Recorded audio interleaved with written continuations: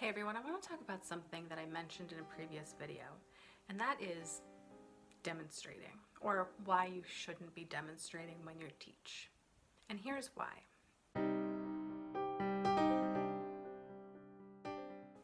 Whose class is it? Yours or your students? How can you be focused on them if you're focused on what you are doing?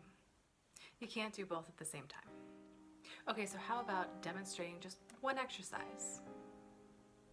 Well, you're not warm, number one, so you're risking injury of yourself. Number two, Pilates should never be about mimicking a movement. Pilates is all about what the muscles feel like. So if your students are mimicking the shape that your body's making, you've completely missed the point. And here's the other problem with mimicking a movement or having your students mimic your movements. In order to mimic a movement, the body will use whatever muscles it needs to, not necessarily the muscles that are needed to execute an exercise properly. By that I mean, if a student isn't strong enough to do the exercise with proper form, other muscles will take over, and that's not what you want in a Pilates class. That's not good teaching.